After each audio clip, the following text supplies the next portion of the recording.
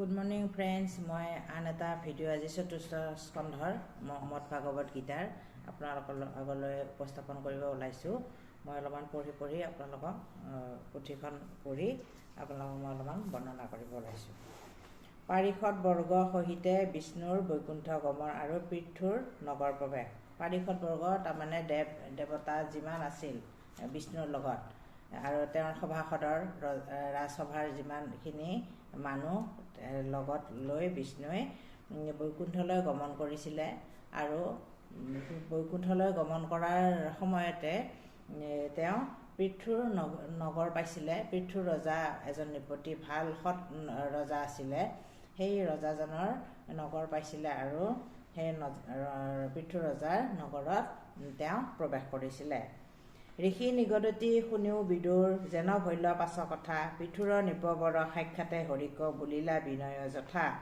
দেখিয়া হেনয় দেৱ কৃপাময় ভৈলন্ত সন্তোষ মন, নৃপতিক চাই ঈশ্বৰে দুনাই বুলিলা মৃদু বচন। শুনা পৃথুৰাই মোৰ অভিপ্ৰায়, কৰিলা বৈশ্য আমাক, মোৰ নৱনিধি অচলা ভকতি, নেৰক সদা তোমাক।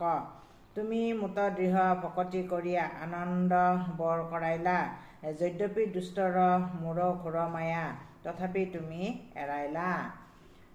শুনা নৃপতি, তোমাৰ ইমান অগাধ ভক্তি মোৰ ওপৰত, মই তোমাক আশীৰ্বাদ কৰিছোঁ যাতে চিৰদিন তোমাৰ মোৰ ওপৰত এনেকুৱা ভক্তি থাকে আৰু মই যাতে তোমাক সদায় কৃপা কৰি থাকিব পাৰোঁ বুলি কোনে ক'লে? শ্ৰীকৃষ্ণই এই পৃথু ৰজাক এনেকৈ ক'লে। আনন্দ তোমাৰ মতলীয়া হৈ গৈছিল তেওঁৰ ভক্তি দেখা পায় শ্ৰীকৃষ্ণই। যদ্যপি দুষ্টৰ মূৰ ঘোৰ মায়াত, তথাপি তুমি এৰাইলা, মানে যদিও দুষ্টৰবিলাকৰ এনেকুৱা বদমাচি মায়া, তথাপিও তুমি মোক বশ কৰিলা। আৱেহন কৰা উপদেশ ধৰা বিষয়ত চাৰা ৰতি, মোৰ আজ্ঞা পালি নিজ ধৰ্মে থাকি, কৰিও মত ভকতি। সেইকাৰণে কৈছে কি, হে পৃথু ৰজা, তুমি অত্যাচাৰী নহবা, তুমি যেনেকৈ মোক ভক্তি কৰিছা সদায় মোকে ভক্তি কৰি থাকা, মোৰ উপদেশ মতে তুমি মোৰ আজ্ঞা পালি তুমি ৰাজশাসন কৰা, তোমাৰ অঞ্চলটো তোমাৰ নগৰখনক ভালকৈ পৰিচালনা কৰা, সদায় মোৰ কৃপা লাভ কৰিবা বুলি কোনে কৈছিলে? শ্ৰীকৃষ্ণই পৃথু ৰজাক কৈছিলে। এটাকে সকলে জানা অবিকলে সিজিবেক মনোৰথ, তৰিবা সংসাৰ যদ্যপি আমাৰ পাইবা বৈকুণ্ঠৰ পথ।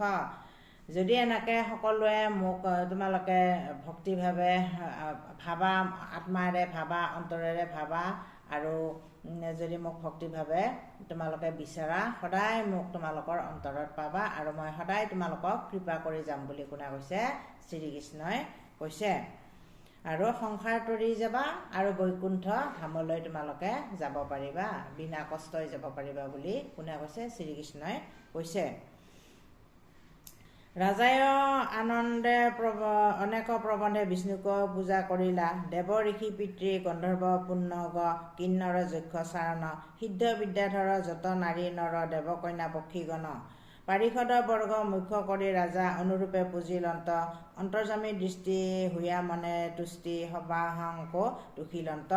কাকো ধনে ধান্য, কাকো বহুমান্য, কাহাকো নানা ৰতনে, কাকো ভক্তিভাৱে বিনয় স্বভাৱে প্ৰশংসী কাকো বচনে, কাহাকো সাদৰে পৰম আদৰে, কাহাকো ৰংগে চাহিলা, কাকো সম্ভাষিলা, কাকো আলিংগিলা, কাহাকো দেখি উঠিলা।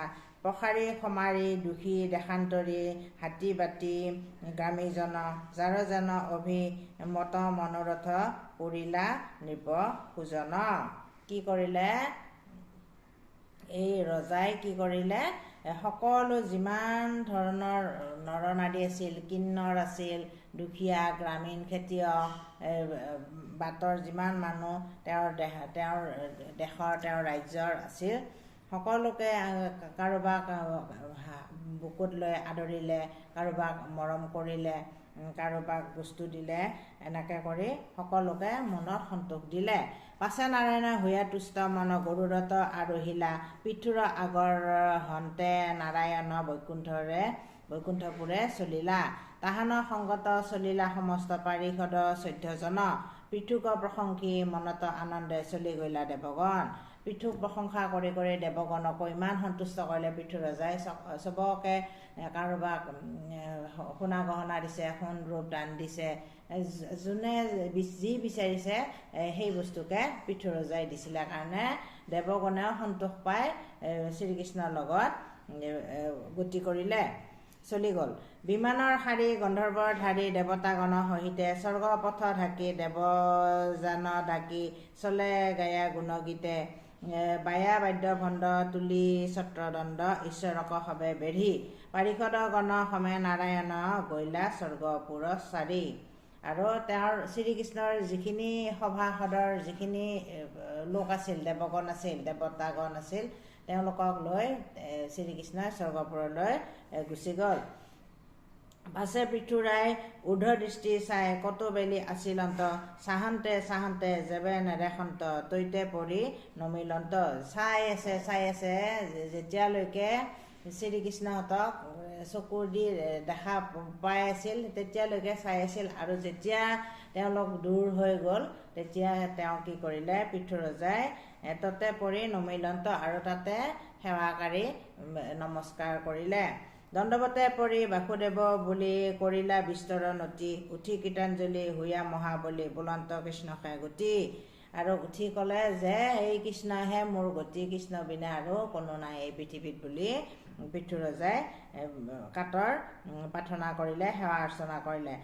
তেবে তৈৰ হন্তে ঋষিগণ সমেত চলি গ'লা ধীৰে ধীৰে আপোনাৰ নিজ নগৰে প্ৰৱেশ কৰিলা পৃথু মহাবীৰ। তাৰপিছত নিজৰ নগৰত প্ৰৱেশ কৰিলে আৰু ঋষিমুনিবিলাকেও তেওঁৰ সভাসদৰ পৰা, পৃথু ৰজাৰ সভাসদৰ পৰা লাহে লাহে গুচি গ'ল। গতিকে শ্ৰীকৃষ্ণই গতি, শ্ৰীকৃষ্ণকে সকলোৱে পূজা অৰ্চনা কৰে, গতিকে কৃষ্ণ বিনে এই পৃথিৱীত কোনো নাই। বাৰে বাৰে সেই কথাকে মদভাগৱতত প্ৰকাশ কৰি আছে।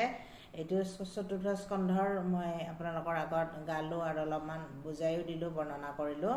গতিকে আপোনালোকৰ যদি ভিডিঅ'টো চাই ভাল লাগিছে মোক লাইক, শ্বেয়াৰ আৰু ছাবস্ক্ৰাইব কৰি দিব। তেতিয়ালৈ মই আজি আহিছোঁ আকৌ আৰু আগলৈ মই আৰু অধ্যায় লৈ আহিম আপোনালোকলৈ। আজিলৈ বিদায়।